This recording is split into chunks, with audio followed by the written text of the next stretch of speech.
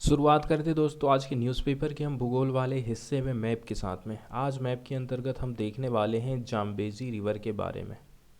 Zambezi river से UPSC के द्वारा क्वेश्चन पूछा गया था, इसलिए हम जो है आज जाम्बेजी रिवर के मैप को देखेंगे।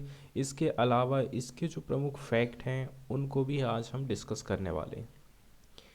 तो जो जाम्बेजी रिवर है आप देख रहे हैं, डेमोक्रेटिक रिपब्लिक ऑफ कांगो, फिर है अंगोला, इसके बाद जाम्बिया है, फिर जिम्बाब्वे है, फिर है मोजाम्बिक, और इसके बाद सबसे लास्ट में चली जाती है इंडियन ओशियन मतलब हिंद महासागर में।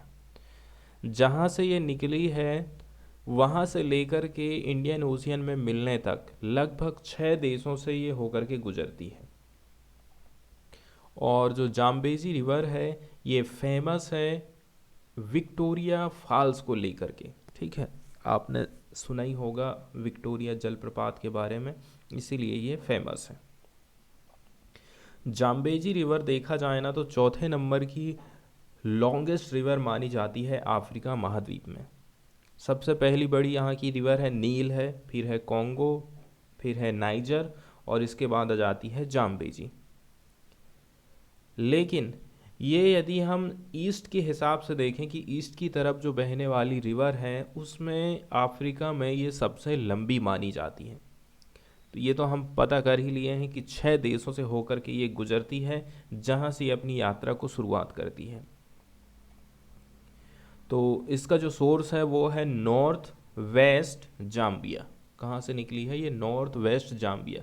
देखिए जाम्बिया से थोड़ा सा हिस्सा हमें दिखाई दे रहा है, इसके बाद कहाँ चली गई? अंगोला चली गई, उसके बाद फिर से रिटर्न होके जाम्बिया आई है, जाम्बिया से फिर जिम्बाब्वे, जिम्बाब्वे से फिर मोजाम्बिक। अब हम बात करें यदि इस जाम्बेजी रिवर के सोर्स की, तो ये है समुद्र तल से 1500 मीटर की हाइट पे। ठीक है, सी अबव सी लेवल, और जिला पड़ता है मिविंग लुंगा। और ये काफ़ी क्लोज माना जाता है, जहाँ पर बॉर्डर लगती है जाम्बिया, अंगोला और कांगो की। तो ये जो तीनों देश दिखाई दे रहे हैं हमको, यहाँ जाम्बिया का एक जिला पड़ता है।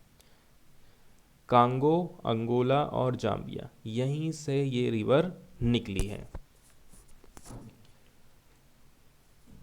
अब यहाँ से ये चालू होती है, ठीक है, जाम्बिया से बहती हुई अंगोला जाती है, फिर नामीबिया जाती है and Botswana, then back along the border of Zambia and Zimbabwe, finally discharge करती है इंडियन ओशियन में अपने पानी को।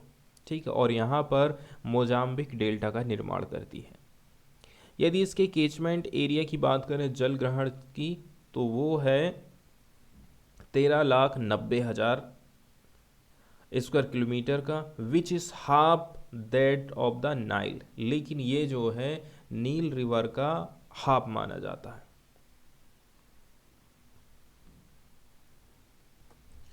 जैसे जैसे इस रिवर के साथ साथ हम आगे बढ़ते हैं वैसे वैसे हम देखते हैं इसकी इसका जो जल है उसका किस प्रकार से उपयोग किया जा रहा है।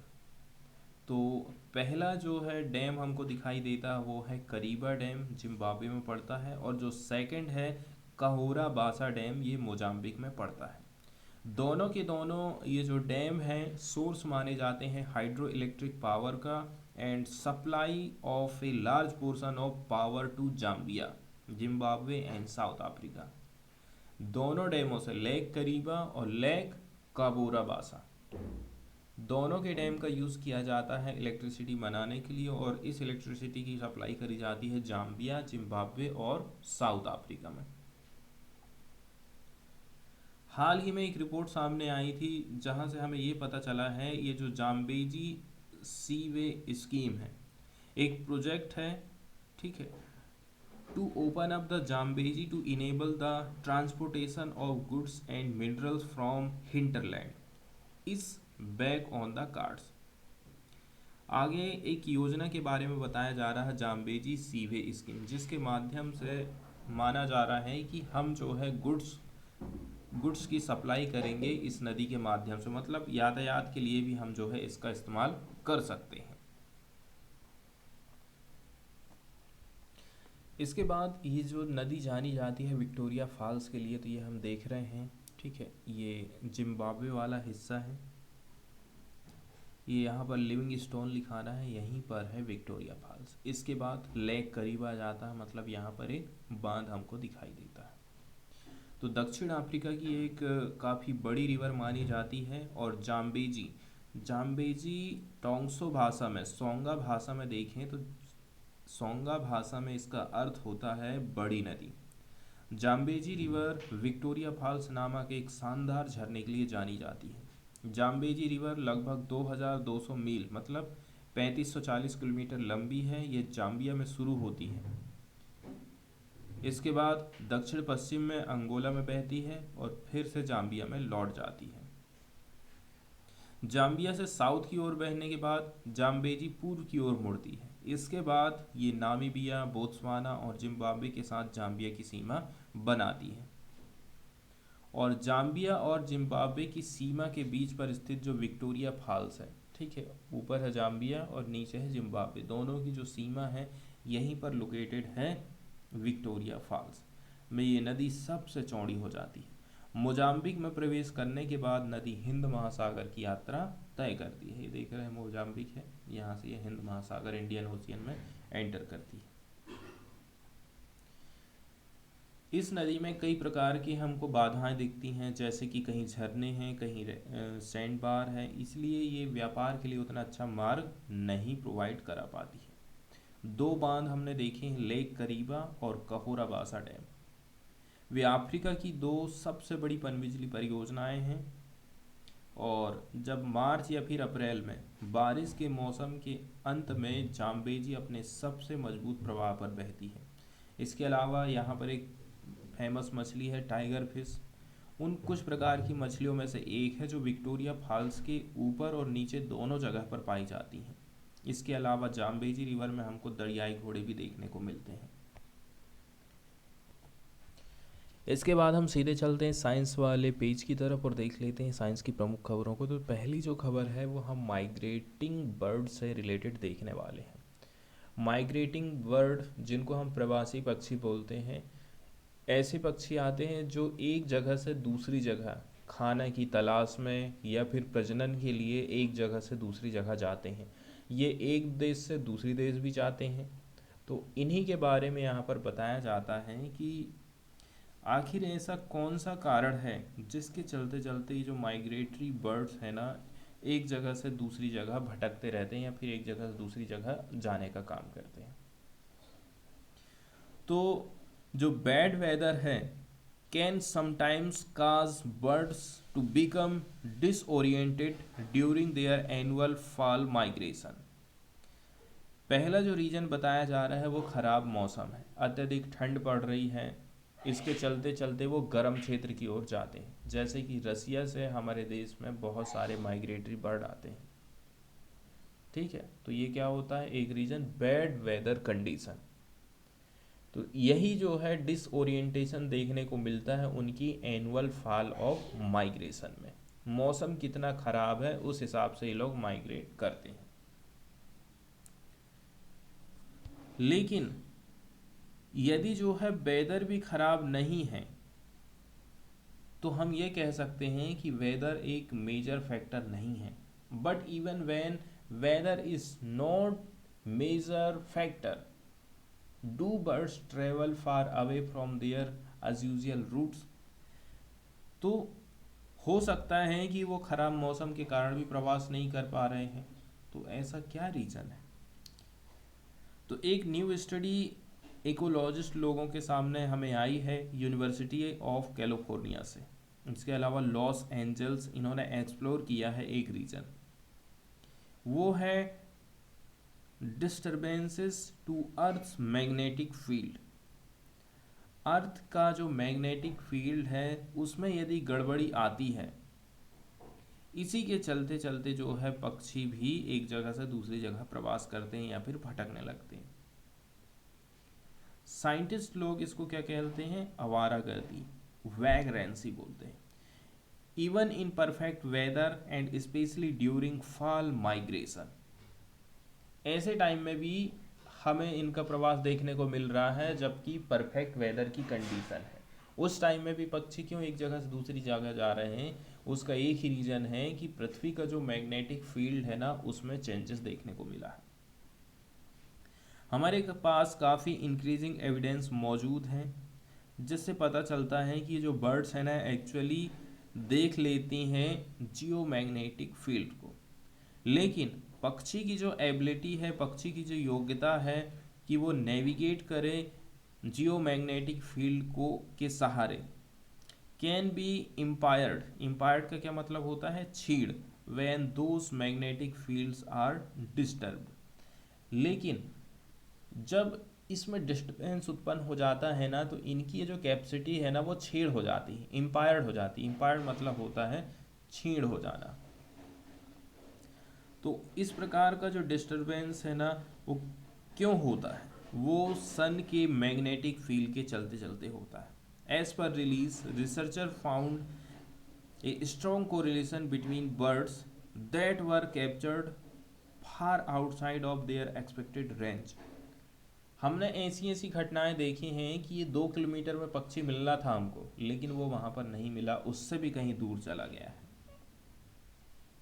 तो इसका कहीं ना कहीं रिलेशन है their expected range and geomagnetic disturbance that occurring during both fall and spring migration. ठीक है, अब हम यहाँ पर समझ लेते हैं पृथ्वी का चुंबकीय क्षेत्र क्या होता है। देखिए, हम ऐसी पृथ्वी पर रह रहे हैं, ठीक है, जो कि एक चुंबक की तरह व्यवहार कर रही है। हमें ये समझना है कि पृथ्वी के भीतर एक बहुत बड़ा चुंबक हमने रख दिया, बहुत पावरफुल।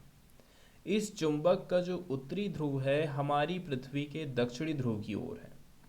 मतलब कि नॉर्मली ये हमारी पृथ्वी है, इसका ये उत्तरी ध्रुव है और ये दक्षिणी ध्रुव है। तो नॉर्मली हमें चुंबक को भी ऐसे ही रखना था, लेकिन हमारी पृथ्वी वैसा व्यवहार नहीं करती है।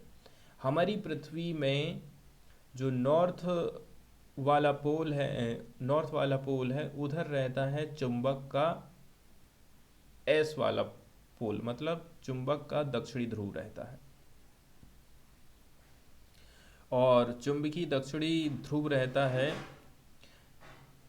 चुंबक का जो नॉर्थ वाला हिस्सा है ना वो हमारी धरती के दक्षिणी ध्रुव की तरफ होता, मतलब जस्ट उल्टा होता है।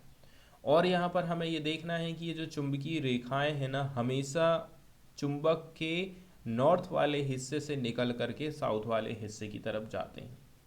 यहाँ से आप देख रहे हैं इस प्रकार से निकल के जा रही हैं, ठीक यहीं पर इस प्रकार से ये निकल निकल करके जा रही हैं।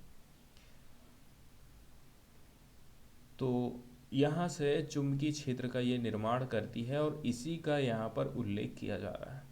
साइंस की खबर में ये उल्लेख किया जाता है पृथ्वी का जो चुंबकीय क्षेत्र है इसमें यदि डिस्टरबेंस पैदा होता है तो इससे भी पक्षी एक जगह से दूसरी जगह प्रवास करते हैं। और ये जो असर है सूरज के कारण हो सकता है। सन का जो मैग्नेटिक फील्ड है उसमें यदि कुछ भी गड़बड़ी आती है तो हमारा पृथ्वी का भी चुंबकीय क्षेत्र इससे प्रभावित होता है। यही बात यहाँ पर बताई जाती है कि ये रीज़न भी है कि पक्षी एक जगह से दूसरी जगह प्रवास कर रहे हैं।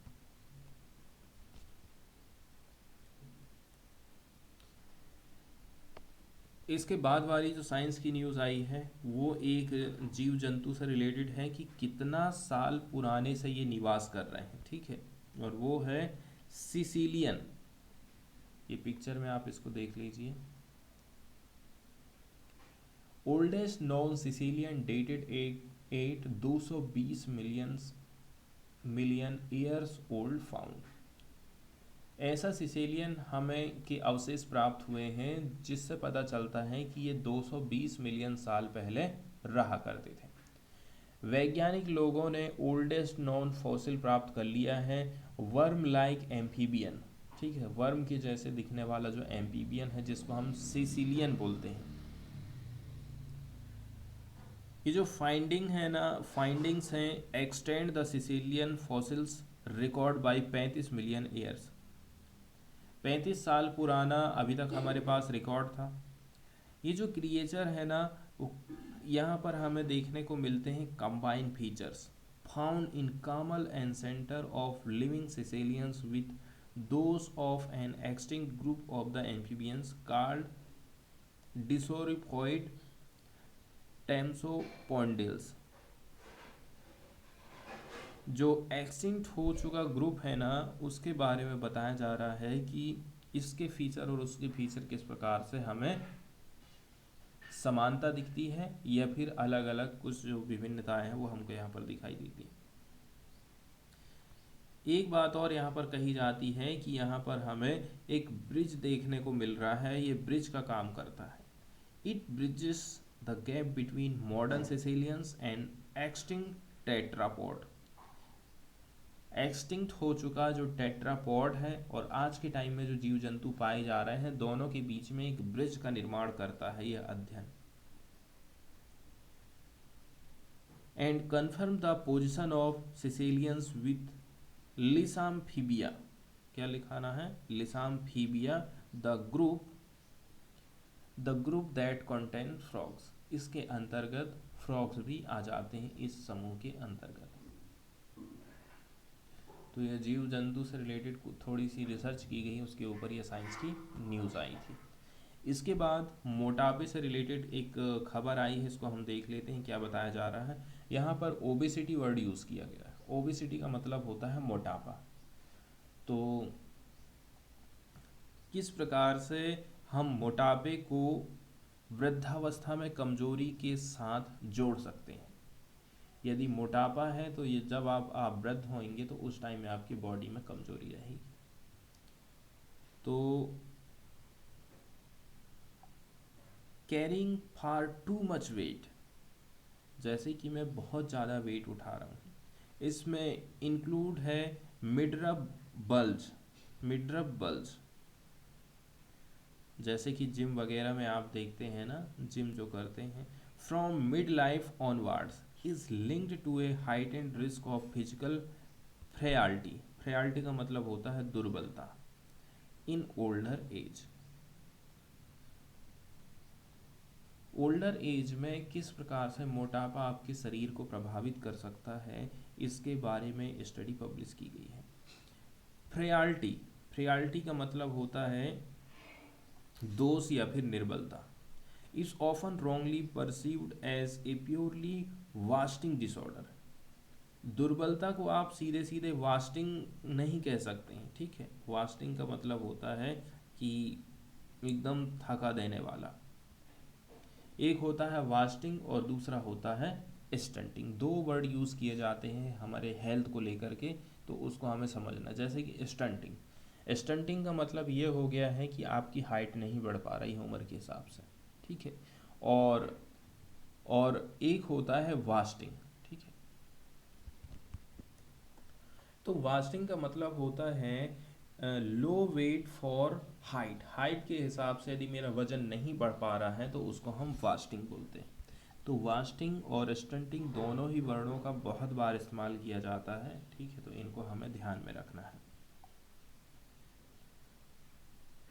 तो बढ़ते सबूत बता रहे हैं कि मोटापे से ग्रस्त वृद्ध वयस्कों में जोखिम बढ़ सकता है, क्योंकि मोटापा मांसपेशियों की ताकत, इसके जो एरोबिक कैपेसिटी है, इसके साथ साथ में शारीरिक कार्य में उम्र से संबंधित गिरावट को बढ़ाते जाता है। हमारी जो मसल्स की स्ट्रेंथ है वो कम हो जाती है, एरोबिक कैपेसिटी है वो कम हो जाती है, और हमारा जो फिजिकल फंक्शन है ना वो घट जाता है मोटापा बढ़ने के साथ साथ में। तो ये तो थी मोटापा से रिलेटेड रिसर्च।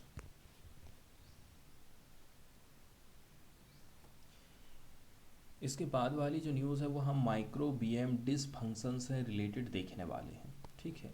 बताया जा रहा है ये पार्शियली ट्रांसमिसेबल होते हैं। पार्शियली मतलब होता है थोड़े बहुत, पूरा नहीं। माइक्रोबायोम डिसफंक्शन आंशिक रूप से संचरित हो सकते हैं। एक वैश्विक अध्ययन के अनुसार हमें ये पता चला है people who live together tend to harbour the same microbes in their guts and mouth.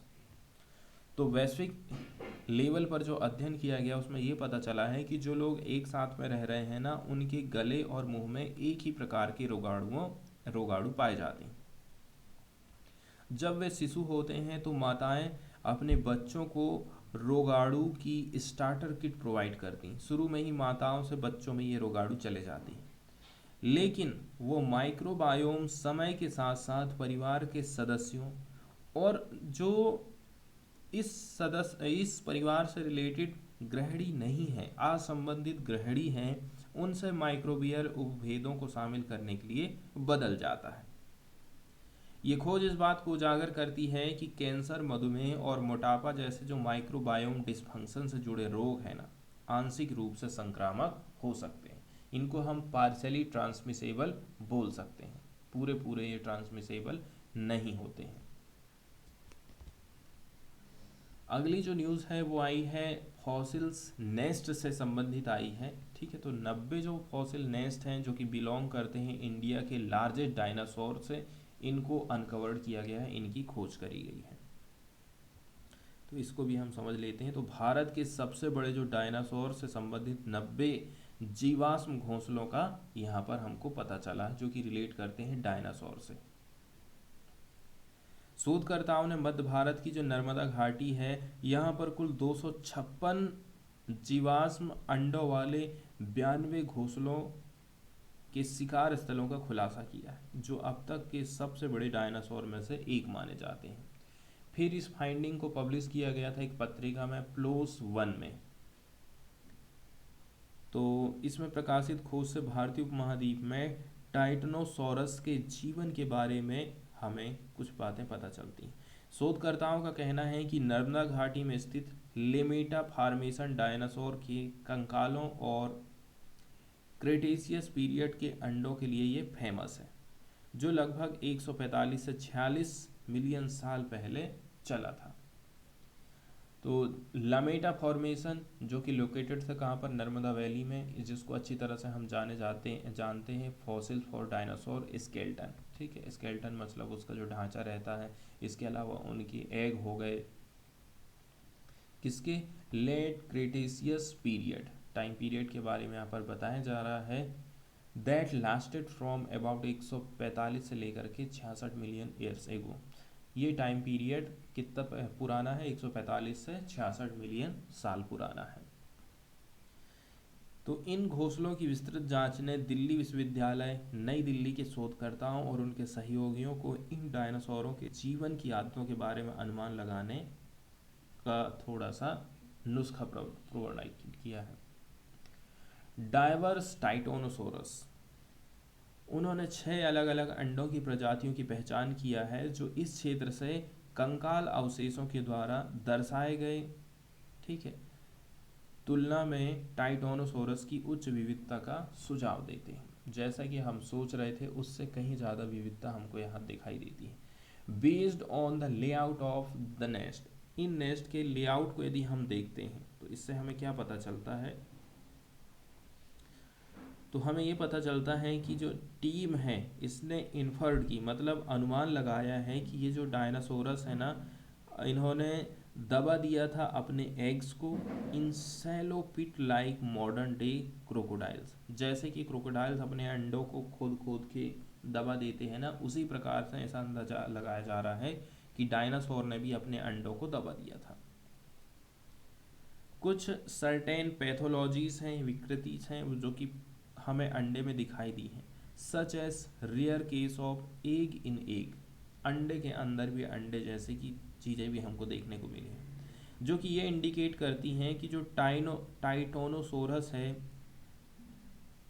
टाइटोनोसोरस सॉरपोड्स had a reproductive physiology. हमें यहाँ पर रिप्रोडक्टिव फिजियोलॉजी देखने को मिली थी, that parallels that of birds and possibly laid their eggs in sequential manner as seen in modern birds। इस प्रकार के जो गुण है ना वो हमें मॉडर्न पक्षियों में देखने को मिलते हैं, और यही बात हमने इन डायनासोर के अंडों में देखा है। अब हम देख रहे हैं कई सारे जो नेस्ट है वहाँ पर किस चेंज की प्रेजेंस है, same area. The presence of many nests in the same area suggests that these dinosaurs exhibited colonial nesting behavior like modern birds। Modern birds और डायनासोर के साथ में कई सारी समानताएं यहाँ पर दिखाई दे रही हैं कि आज के पक्षी किस प्रकार से अंडे देने के लिए सेम जगह का चयन कर रहे हैं, उसी प्रकार के गुण जो है हमें इन डायनासोर में भी देखने को मिलता था। हालांकि घोंसलों की नज़दीकी दूरी ने वयस्क डायनासोर के लिए बहुत कम जगह छोड़ी है। इस विचार का समर्थन करते हुए कि वयस्कों ने नवजात बच्चों को खुद के लिए छोड़ दिया था, खुद से ही अब वे बड़े हो जाएंगे। शोधकर्ताओं का कहना है ये जो जीवाश्म घोंसले हैं ना, इतिहास के कुछ सबसे बड़े डायनासोर के बारे में हमें डेटा प्रोवाइड करते हैं, और ये डायनासोर की उम्र खत्म होने से कुछ समय पहले की बात है। इसके अलावा जीवाश्म विज्ञानियों की समझ में महत्वपूर्ण योगदान दे रहे हैं कि डायनासोर कैसे रहते थे और कैसे करके इनका डेवलपमेंट हुआ था। ये सारी बातें यहाँ से हमको पता चल जाती हैं। साइंस की अगली जो खबर हम देखने वाले हैं वो डोमेस्टिक गोट से रिलेटेड है। उसको एज ए ड्रग फैक्ट्री के रूप में हम मानकर चल सकते हैं। डोमेस्टिक गोट के बारे में आप अच्छी तरह से जानते हैं। गांव में यदि आप जाएंगे, यदि आपका गांव में घर होगा तो कभी ना कभी आपके यहाँ पर बकरी पालन हुआ होगा। आज के टाइम में भी बहुत सारे किसान ऐसे हैं जो कि बकरी पालन, गाय पालन, मुर्गी पालन का काम करते हैं कृषि के साथ साथ में, ताकि क्योंकि कृषि से जो आय होती है ना वो पार्टिकुलरली एक टाइम पीरियड में होती है। इसके बाद किसानों के हाथ खाली हो जाते हैं। जब तक उनके घर में अनाज है तब तक उनकी इनकम है, और जैसे ही अनाज उनका बिका उस टाइम में फिर उनके जेब खाली हो जाते हैं। ऐसी कंडीशन में ये जो जानवर होते हैं जो उनको पाल रहे हैं, वो चाहे बकरी हो, गाय हो, भैंस हो, बैल है, मुर्गी है, इनसे उनकी इनकम साल भर होते रहती है, किसी न किसी तौर पे उनकी कमाई होते रहती है। तो एक जो है फ़ायदा ड्रग फैक्ट्री के रूप में भी ये काम करती है, इसके बारे में यहाँ पर बताया गया है। डोमेस्टिक गोट, जिसको हम कैप्रा हिरकस बोलते हैं, तो भारत के ग्रामीण परिदृश्य में और कई विकासशील देशों में एक परिचित उपस्थिति दर्ज कराई है इसने। लगभग 10,000 पहले पालतू बनाए जाने से पहले ही बकरी ने मानव समुदायों में एक महत्वपूर्ण आर्थिक भूमिका निभाई थी। एक तर्क ये भी दिया जाता है कि बकरियों को पालना मानव जाति के शिकार संग्रहण जीवन शैली से कृषि बस्तियों में बदलाव का एक महत्वपूर्ण कदम था। तो जब से उन्होंने बकरियों को पालना चालू किया था तभी से उन्होंने हंटिंग गैदरिंग लाइफ स्टाइल को छोड़ करके एग्रीकल्चरल सेटलमेंट को अपना लिया था। The Food and Agriculture Organization, shortcut में FAO कहते हैं, खाद्य और कृषि संगठन, इसका अनुमान है कि दुनिया में 1000 नस्लों की 830 टोटल है, 1000 breeds. India has the world has 830 million goats belonging to about 1000 breeds. 830 million goats हैं टोटल, उनमें से 1000 जो है 1000 उसमें नस्ल पाई जाती हैं। और वहीं बात कर लें भारत की, India has 150 million from over the 20 prominent breeds. 150 million बकरियों की संख्या है और उसमें जो है 20 किस्म की अलग अलग हमको प्रजाति देखने को मिलती हैं। राजस्थान में बकरियों की संख्या सबसे ज़्यादा है। यहाँ पर पाई जाने वाली मारवाड़ी बकरी कठोर और रेगिस्तानी जलवायु के अनुकूल होती है। महाराष्ट्र, तेलंगाना और उत्तरी कर्नाटक के शुष्क क्षेत्रों में पाई जाने वाली एक और हार्डी नस्ल है उस्मानाबादी, जिसका नाम क्या है, उस्मानाबादी। महाराष्ट्र, तेलंगाना, नॉर्थ कर्नाटक में ये पाई जाती है। इसके अलावा मालाबारी, जिसको हम बोलते हैं टेलीचेरी, ये नॉर्थ कर्नाटक में पाई जाती है और ये प्रोलिफिक ब्रीड मानी जाती है। तो उत्तरी केरल की जो मालाबारी है, जिसे टेलीचेरी भी कहते हैं, ये कम वसा वाले मांस के साथ एक विपुल नस्ल है और इन गुणों को पंजाब के बीटल बकरी के साथ में साझा करती है। कैसे? केरल की और पंजाब की जो बीटल गोट है ना, वो एक सी ही है। वहीं यदि हम बात कर लें पूर्वी भारतीय ब्लैक बंगाल बकरी, बांग्लादेश के ग्रामीण गरीबों की आजीविका में महत्वपूर्ण योगदान देती है। ये त्वचा के 20 मिलियन वर्ग फुट से भी अधिक योगदान दे रही है। It contribute over 20 million square feet of skin and hides to the world's demand for leather goods.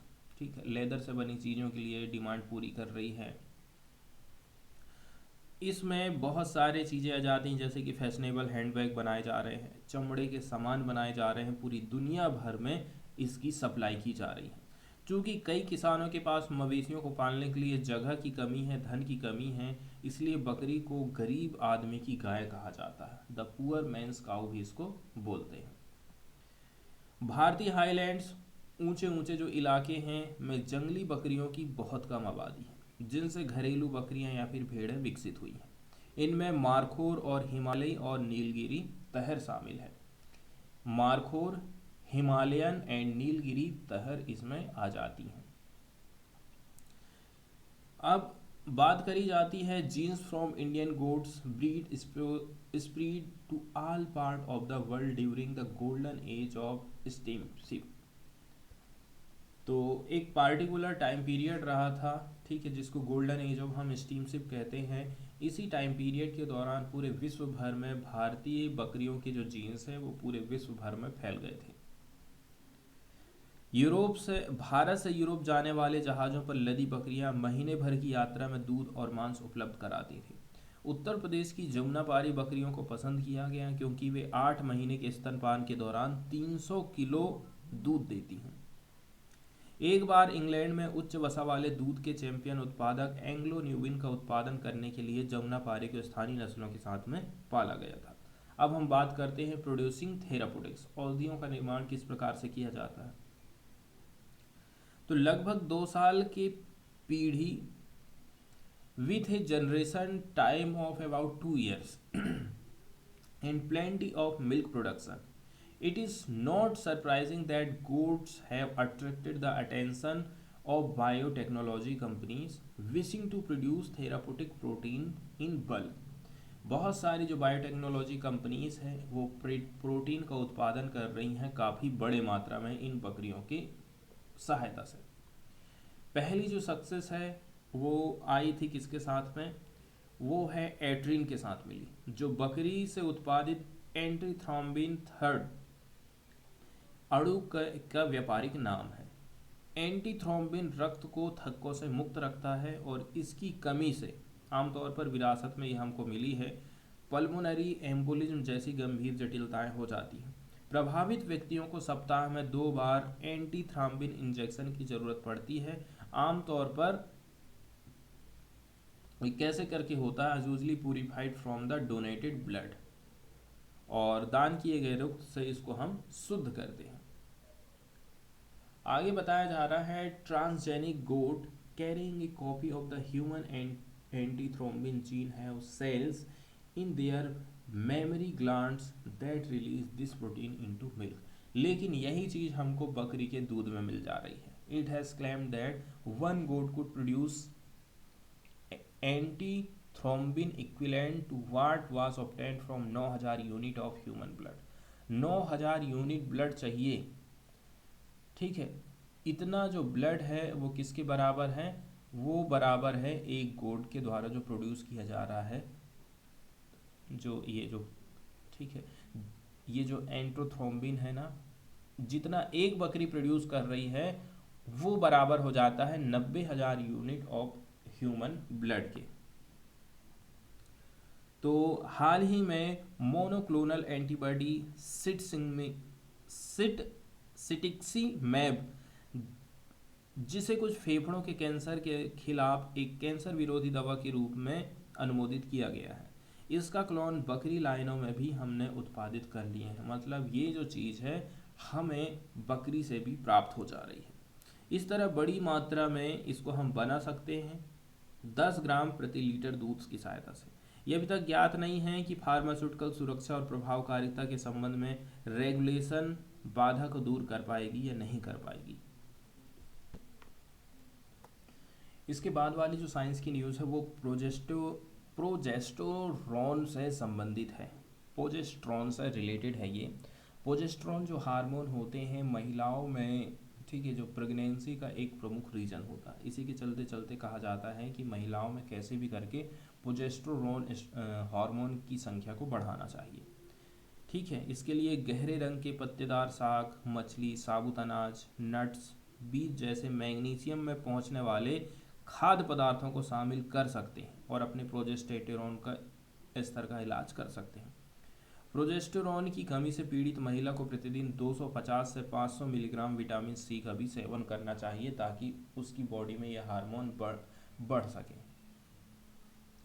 Progesterone treatment prior to breast cancer surgery is quite likely to increase the survival rate of the patient। ठीक है, यदि किसी महिला को breast cancer की surgery होने वाली है तो इसके पहले आप प्रोजेस्टेरोन की का ट्रीटमेंट कराइए। यदि हम ऐसा कराते हैं तो महिला का जो सर्वाइवल वाला रेट है ना वो बढ़ जाता है। ऐसी ये न्यूज़ में आई है, साइंस की ये अगली खबर है। मुंबई के टाटा मेमोरियल सेंटर में उन्नत कैंसर प्रशिक्षण अनुसंधान और शिक्षा केंद्र ACTREC, यहाँ पर एकीकृत कैंसर जीनोमिक्स प्रयोगशाला के शोधकर्ताओं द्वारा एक अध्ययन किया गया है जिसके माध्यम से आणविक तंत्र पर ज़्यादा फोकस डाला गया है। इसके माध्यम से स्तन कैंसर सर्जरी से पहले प्रोजेस्टेरोन उपचार काफ़ी प्रभावी होता है। रोगियों की जीवित रहने की दर में वृद्धि की संभावना भी बढ़ जाती है। 2018 में क्या हुआ था, एक टीम थी जिसको लीड कर रहे थे डॉक्टर अमित दत्त। कहाँ पर? ACTREC। उन्होंने ये पाया है इसके माध्यम से, वाइट्रो स्टडीज के माध्यम से, that when breast cancer cell lines were treated with progesterone, breast cancer cell का यदि इलाज हम प्रोजेस्टेरोन के माध्यम से कर रहे हैं, दो जीन्स है SGK1 और NDRG1 were produce in excess amount, ये दो चीज़ें काफ़ी बड़ी मात्रा में प्रोड्यूस हो रही हैं।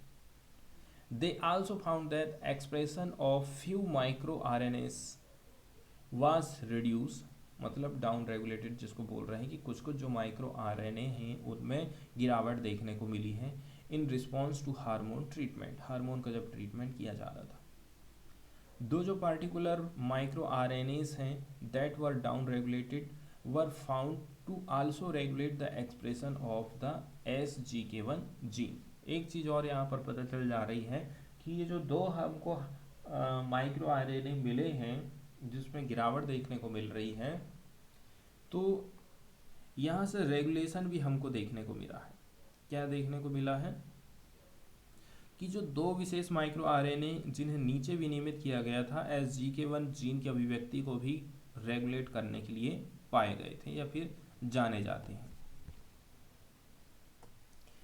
इसके बाद वाली न्यूज़ हम देखने वाले हैं DGCA से रिलेटेड। ठीक है, तो why is Air India irked with DGCA penalty, Air India के ऊपर DGCA के द्वारा पेनाल्टी क्यों लगाई गई है, इसके ऊपर ये आर्टिकल लिखा गया है, उसको एक्सप्लेन करने की यहाँ पर कोशिश करी जाती है। तो सबसे पहले हम DGCA के बारे में देखेंगे। तो ये जो DGCA है ना, एक अटैच्ड ऑफिस है ministry of civil aviation government of India का। तो हवाई जहाज़, ठीक है, हवाई जहाज़ जो आसमान में उड़ रहे हैं उनको रेगुलेट करने के लिए ये बॉडी बनाई गई है। ये काम करती है मिनिस्ट्री ऑफ सिविल एविएशन के अंतर्गत में। DGCA एक प्रकार से रेगुलेटरी बॉडी मानी जाती है सिविल एविएशन के मामले में and primarily deals with safety issue, safety से रिलेटेड जितने भी इशू हैं ना उनको हैंडल करने के लिए ही ये बॉडी बनाई गई है। ये बॉडी, ये संस्था रिस्पॉन्सिबल है फॉर रेगुलेटिंग एयर ट्रांसपोर्ट। ठीक है, एयर ट्रांसपोर्ट के माध्यम से आप जो भी वस्तुएं एक जगह से दूसरी जगह भेज रहे हैं, चाहे वो सर्विसेज हो, ठीक, चाहे इंडिया में हो या इंडिया से बाहर हो, उनको रेगुलेट करने का काम भी DGCA करता है। The regulatory body is also responsible for the enforcement of civil air regulation. Civil air regulation के मामले में भी ये बॉडी काफ़ी इम्पोर्टेंट हो जाती, चाहे वो एयर सेफ्टी हो, चाहे वो एयर वर्दीनेस के स्टैंडर्ड हो, सबके मामले में सबके जो केसेस हैं वो यही सब देखने वाली है। तो जो एयर वर्दीनेस होती है एविएशन के मामले में, measures of an aircraft suitability for safe flight. ठीक है, सेफ फ्लाइट के लिए एयरक्राफ्ट के लिए कौन कौन से मेजर्स रहेंगे, कौन कौन से उपाय हैं उसकी सुटेबिलिटी के लिए, उसको हम एयरवर्दीनेस बोलते हैं। तो एयरवर्दीनेस को भी देखने का काम इसी के द्वारा किया जाता है। इसके साथ साथ में ये कोऑर्डिनेट करके चलती है जितनी भी रेगुलेटरी फंक्शन है उनके साथ में इंटरनेशनल सिविल एविएशन ऑर्गेनाइजेशन के साथ साथ में। अब ये जो इंटरनेशनल सिविल एविएशन ऑर्गेनाइजेशन है ये यूनाइटेड नेशंस की स्पेशलाइज्ड एजेंसी है जिसकी स्थापना करी गई थी 1944 में, विच lead the foundation for the standard and procedure for peaceful global air navigation. पूरे विश्व भर में जो हवाई यात्रा है काफ़ी शांतिपूर्वक रहे, सेफ रहे, इसके लिए कुछ नियम कानून इस संस्था ने बनाए हैं इंटरनेशनल लेवल पर। तो इसके टोटल 193 मेंबर कंट्रीज़ हैं, उसमें इंडिया भी शामिल है। इसका हेडक्वार्टर बनाया गया है मॉन्ट्रियल कनाडा में। और वहीं यदि हम डीजीसीए के हेडक्वार्टर की बात करें तो ये लोकेटेड है नई दिल्ली में। इसके अलावा रीजनल ऑफिसेस अलग अलग शहर में इंडिया में इसके हैं। ठीक है, इसका जो हेड रहता है director general of civil aviation होता है, सबसे टॉप की पोजीशन इसी की रहती है। अब हम न्यूज़ की बात कर लेते हैं। तो न्यूज़ में एक्सप्लेन करने की कोशिश करी जाती है कि कैसे करके जो पेनाल्टी है डीजीसीए ने लगाई थी। What is the penalty imposed by the DGCA. तो 20 जनवरी को डीजीसीए ने अनाउंसमेंट किया था total of 3 punishment. Air India के ऊपर 3 जुर्माना लगाए गए थे और 2 जो है it's personnel for an incident और नवंबर 26 2022। 2 तो पर्सनल थे। On a New York Delhi flight where 34 year old Shankar Mishra who is in judicial custody illegally urinated over a senior citizen lady passenger in a heavily inebriated state but walked away as airline failed to hand him over to the police after the flight landed। अब इसमें गलती ऐसी सामने आ गई है कि एक व्यक्ति ने पेशाब कर दिया है एक महिला के ऊपर। ठीक है, अब यहाँ पर एयर इंडिया को उस व्यक्ति को पुलिस को सौंप देना चाहिए था, लेकिन उसने ऐसा नहीं करी। इसके चलते चलते अनाउंसमेंट किया था कि 30 लाख रुपया एयर इंडिया के ऊपर ठोका जाएगा फाइन। इसके साथ साथ में सस्पेंशन किया जाएगा licence of the pilot in command captain Narayan Ram Prasad का। फॉर 3 मंथ के लिए इसका लाइसेंस रद्द कर दिया गया है। And a fine of 3 lakh on the director of in flight services of Air India for failing to discharge her duties. वो अपनी ड्यूटी को पूरी नहीं कर पाया था। ठीक है, तो जो डायरेक्टर था इन फ्लाइट सर्विसेज का उसके ऊपर भी 3 लाख रुपया का जुर्माना ठोका गया है। तो यहाँ से क्वेश्चन कुछ राइज हो रहे हैं कि न केवल मिसडिमेंड अगेंस्ट लेडी, हमें दुर्व्यवहार तो दिखा ही है लेडी पैसेंजर के साथ में, which can amount to a potential sexual assault. ये जो एक प्रकार से सेक्सुअल असॉल्ट है इसकी रिपोर्टिंग आपने नहीं करी थी। इसके साथ साथ में क्वेश्चन उठता है एयरलाइंस के प्रोटोकॉल जो कि डील करते हैं इस प्रकार के incidents that can endanger the safety on of aircraft. तो यहाँ से महिला की सेफ्टी के ऊपर सवाल खड़े होते हैं। आगे लास्ट में एक क्वेश्चन पूछा जाता है, क्या ये जो पनिशमेंट दिया गया है कुछ कठोर है या फिर ऐसे ही काम चलाने के लिए घोषणा करी गई केवल दिखावे के लिए। तो इस तरह की सज़ा को बिल्कुल भी आसमान्य हम नहीं कह सकते। 2022 में डीजीसीए के आंकड़ों के अनुसार पायलटों के खिलाफ कुल 115 प्रवर्तन कार्यवाहियाँ की गई हैं। कितनी? 115 इन्फोर्समेंट एक्शन लिए गए हैं पायलट के खिलाफ में, जिसमें 37 मामलों में तो चेतावनी दी गई है, 77 मामलों में निलंबन किया गया है और 1 मामले में लाइसेंस वापस लेना शामिल है। तो सस्पेंशन है 77 मामले में and withdrawal of licence in 1 cases. Total 113 cabin crew और 7 एसटीओ मतलब वायु यातायात नियंत्रण अधिकारी को भी निलंबन का सामना करना पड़ा है। एक पायलट के खिलाफ इस तरह की प्रवर्तन कार्यवाही के लिए आधार शराब के प्रभाव में ड्यूटी रिपोर्ट करने या फिर चेतावनी के बाद भी अशांति के माध्यम से उड़ने या फिर तकनीकी गड़बड़ी के ज्ञान के बावजूद विमान उड़ाने और यात्रियों की सुरक्षा को खतरे में डालने से हो सकता है। एक केसेस ऐसा भी था जहां पर शराब पी करके आप चला रहे हैं, तो इसमें बहुत सारी जो गड़बड़ियां हो सकती हैं। इसके अलावा आप यात्रियों को जो है डेंजर में, खतरे में डाल देते हैं। तो 3 month suspension could set A pilot back by nearly 20 से 24 lakh, while the airline itself has a fine 30 lakh. Suspension यदि आप पायलट को कर रहे हैं तो बताया जा रहा है कि कितने का क्या है, पैसे का नुकसान हो सकता है, जबकि एयरलाइन के ऊपर मात्र आपने 30 लाख रुपये ठोके हो। पायलट को सस्पेंशन कर रहे हैं तो 20 से 24 लाख का नुकसान हो रहा है।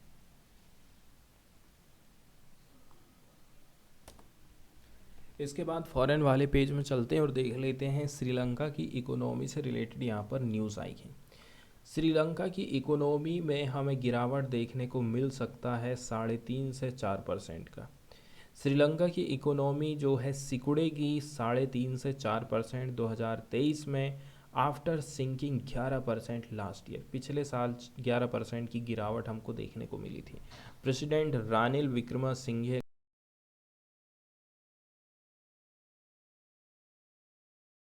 इकोनॉमी को पॉजिटिव ग्रोथ की तरफ में लेकर के जाएंगे। We are creating a strong country that does not bow down to anyone and is डेब्ट फ्री। हम जो है ऐसा श्रीलंका बनाना चाहते हैं जो किसी के सामने नहीं झुकेगा और हमेशा से डेब्ट फ्री रहेगा, ऐसा इनका कहना है। तो एक रिलीजियस इवेंट को ये संबोधित कर रहे थे। उन्होंने कहा था जो ग्रोथ रेट है इकोनॉमी की 2022 में वो -11% रही थी, और अभी जो है 3.5 से 4% अभी भी माइनस में ही रखेगी इस साल में। कुछ इकोनॉमिक प्रोग्राम्स हैं जिसमें इंक्लूड है difficult changes in policy such as higher taxes, taxes आप बढ़ा दे रहे हैं। कट्स इन पब्लिक एक्सपेंडिचर, सरकार जो है लोगों के लिए खर्चा ज़्यादा नहीं कर पा रही है। इसके अलावा डेब्ट रीस्ट्रक्चरिंग, डेब्ट जो लिया गया है हमारे द्वारा उसमें कुछ रीस्ट्रक्चरिंग का काम हो रहा है, जैसे कि मैं 10 महीने की बजाय 20 महीने में उस पैसे को चुकाऊंगा, 10% ब्याज की जगह मैं 5% ब्याज दूंगा। लेकिन ये सारी चीज़ें इम्प्लीमेंटेड नहीं हो पाई थी श्रीलंका में, could witness further political unrest. ठीक है, ये सब रीजन क्या है इसका, पॉलिटिकल वहाँ पर अनरेस्ट चल रहा है। आगे और भी ज़्यादा बताया जा रहा है कि देखिए no one can prevent the country from falling into crisis again similar to May and June last year. कोई भी ऐसा व्यक्ति नहीं है जो आकर के सामने खड़ा हो जाए और कंट्री को बचा सके, जैसा कि पहले कभी मई और जून के महीने में लास्ट ईयर इतना ज़्यादा गड्ढे में हमारी अर्थव्यवस्था गिरी थी। इसके बाद फॉरेन वाले पेज से ही हम देखने वाले हैं इटली के जो प्राइम मिनिस्टर हैं मेलोनी, ठीक है, इन लीबिया। इटली के प्राइम मिनिस्टर गए हैं लीबिया ताकि वो डिस्कस कर सकें एनर्जी और माइग्रेशन से रिलेटेड मुद्दों के ऊपर। Italian prime minister Giorgia Meloni आ गई हैं सैटरडे के दिन Libya, Libyan capital Tripoli. Libya की कैपिटल क्या है, ट्रिपोली, ताकि बातचीत किया जा सके एनर्जी के ऊपर। इसके साथ साथ में thorny issue of migration, migration से रिलेटेड जो इशू हैं महत्वपूर्ण वाले, उनके ऊपर यहाँ पर डिस्कशन किया जाना है। यहाँ पर थॉर्नी वर्ड यूज़ किया गया है जिसका मतलब होता है थॉर्नी, पेचीदा। Libya and its former colonial power Italy are key trade partner. Italy ने पहले यहाँ पर क्या काम किया था, कब्जा किया था, जैसे हमारे देश में अंग्रेजों ने करे थे। लेकिन आज के टाइम में रिलेशन काफ़ी बेहतर हो चुके हैं, की ट्रेड पार्टनर बन गए हैं दोनों, पार्सली इन एनर्जी। पर्टिकुलरली बात करें किसमें, एनर्जी के सेक्टर में, जहाँ पर जो इटालियन जाइंट एनी है ये प्ले करती है एक major role in tapping into Africa's largest non oil reserve. Africa के पास जो सबसे बड़ा ऑयल रिजर्व है, ठीक है, वहाँ से ये एनर्जी निकालेगी और एनर्जी सप्लाई करेगी किसको, ये कंपनी लीबिया को। ठीक है, तो इसी से रिलेटेड बातचीत करने के लिए प्राइम मिनिस्टर वहाँ पर गई हैं और उसी को लेकर के ये न्यूज़ आई है। अगली न्यूज़ हम देखने वाले हैं पर्यावरण से रिलेटेड है। ये अरुणाचल प्रदेश में हमें जो है न्यूएस्ट बटरफ्लाई देखने को मिली है। तो म्यांमार और दक्षिणी चीन से वियतनाम तक अपनी पहले से ज्ञात श्रेणियों से गायब होने वाली एक स्वेल टेल तितली भारत में पहली बार देखने को मिली है। 3 तितली, ठीक है, 3 बटरफ्लाई इंथोस्टिस, उसके नाम कौन से हैं? अतानुबोस, लॉरेंस ओनोवाल और मानसून ज्योति गोगोई। इन्होंने वर्ष सितंबर 2021 से, क्या बताया जा रहा है, अंतानुबोस, लॉरेंस सोनोवाल एंड मॉनसून ज्योति गोगोई ये रिकॉर्डेड करी गई हैं। कहाँ पर? Extremely rare noble's helen from 3 location in Namdapha National Park. Namdapha National Park कहाँ पर पड़ता है? अरुणाचल प्रदेश में। In the year to September 2021 सितंबर 2021 तक हमको ये सारी की सारी प्रजाति देखने को मिली हैं। इसके बाद हम देखने वाले हैं नामदफा नेशनल पार्क के बारे में कुछ महत्वपूर्ण जानकारी, क्योंकि यदि ये न्यूज़ में आया है इसका मतलब जाहिर सी बात है कि क्वेश्चन में भी यहाँ से बनने वाले हैं।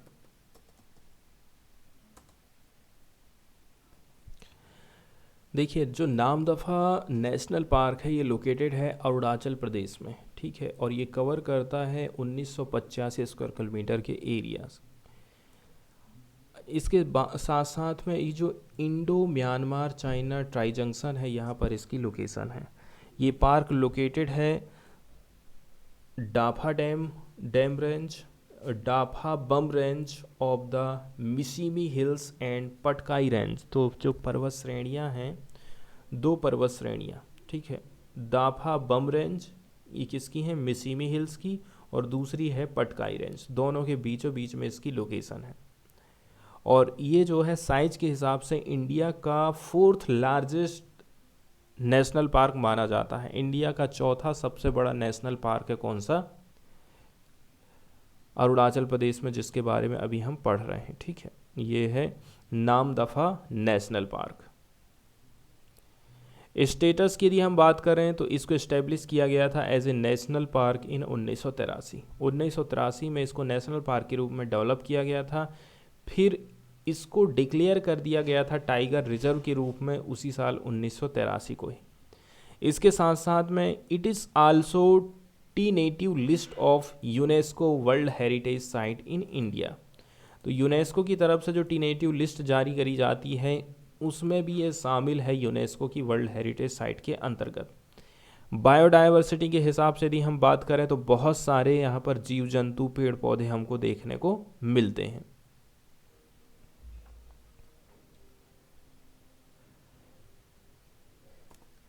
अब हम फिर से चलते हैं न्यूज़ की तरफ और देख लेते हैं इसकी प्रमुख कैरेक्टरिस्टिक को। तो ये जो तितली पाई गई है ये क्लोजेस्ट मानी जाती है पेपिलो एंटोनियो फिलीपींस की तितली है, ठीक है। और इसको हम कैरेक्टराइज कर सकते हैं large dorsal white spot. Dorsal का मतलब होता है पृष्ठीय, तो इसके पृष्ठ में हमको जो है सफ़ेद स्पॉट देखने को मिलते हैं। Was once common in the montane forest at moderate elevation in the northern Thailand. कभी बताया जा रहा है कि जो पर्वतीय प्रदेश है थाईलैंड के नॉर्दर्न वाले हिस्से में, काफ़ी एलिवेशन वाले हिस्से में ये पाई जाती थी।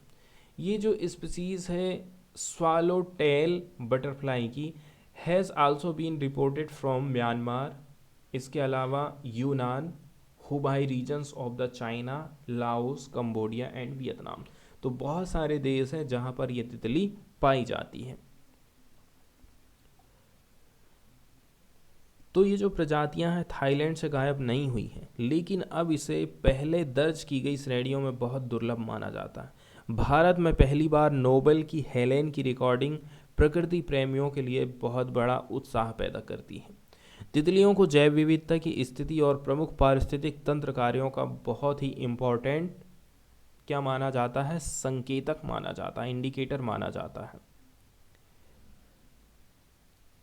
अब श्री बोस, श्री सोनोवाल और श्री गोगोई की जो तिकड़ी है, इन्होंने 19वीं 9th mile Lunkai Nala and near Deban camp with in the 1985 square kilometre Namdapha also India's easternmost tiger reserve, यहाँ पर इनको पाया था और यहीं से इसकी फोटो भी लिया था।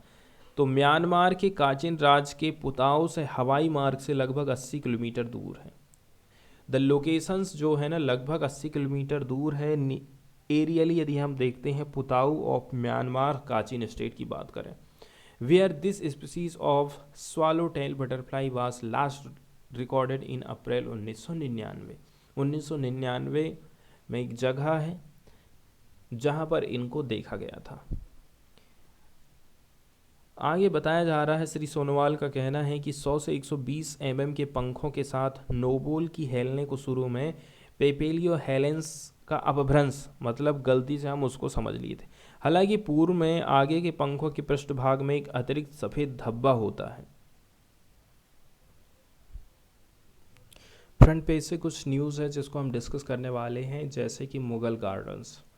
भारत सरकार चाहती है ना तो हम अंग्रेज़ों के कुछ चीज़ें अपने पास रखेंगे और ना ही हम मुग़लों की निशानी को रखने वाले हैं, क्योंकि ये सारी की सारी चीज़ें हमें ग़ुलामी के मंजर से गुजारती हैं। हमें ग़ुलामी को जंजीरों से अभी भी जकड़े हुए हैं, इसलिए कम से कम हम नाम ही चेंज कर दें और ग़ुलामी से हम आज़ाद हो जाएं, ऐसा सरकार का चाहना। तो मुग़ल गार्डन्स को जो है अमृत उद्यान के रूप में डेवलप किया जाएगा या फिर इसका नाम चेंज कर दिया जाएगा। Rashtrapati Bhavan gardens, popularly known as Mughal gardens, was renamed Amrit Udyan on Saturday. ठीक है, राष्ट्रपति भवन के जो गार्डन हैं जिनको मुग़ल गार्डन के रूप में जाना जाता था, उनका नाम चेंज कर दिया गया है। ठीक है, अब जो है अमृत उद्यान के नाम से ये जाने जाएंगे। तो जब हम 75वां आज़ादी का अमृत महोत्सव मना रहे थे, द प्रेसिडेंट ऑफ इंडिया काफ़ी प्रसन्न हुई to give a common name to the Rashtrapati Bhavan gardens as अमृत उद्यान। तो राष्ट्रपति भवन के जो गार्डन हैं, जो पहले मुग़ल गार्डन के रूप में जाने जाते थे, उनको अब राष्ट्रपति ने चेंज कर दिया है। The garden is thrown open to public for a limited period during spring each year. यहाँ पर देखा जा रहा है कि थोड़े से टाइम पीरियड के दौरान यहाँ पर काफ़ी सारे लोग आते हैं, ठीक है, यहाँ पर देखने के लिए। संडे के दिन presence of the president Droupadi Murmu, the garden will be open for public and it will remain open till 26 March. 26 मार्च तक इसको खोला गया है। डिज़ाइन किसके द्वारा किया गया था? एडविन लुटियंस के द्वारा। ये जो आइकॉनिक गार्डन है वो स्प्रेड है 15 एकड़ के एरिया में, मतलब छोटा मोटा गार्डन नहीं है, काफ़ी बड़ा गार्डन है। It incorporates both Mughal and English landscaping style. यहाँ पर हमको मुग़ल शैली और अंग्रेजी तो वास्तुकला है ना, वो भी दिखाई देती है।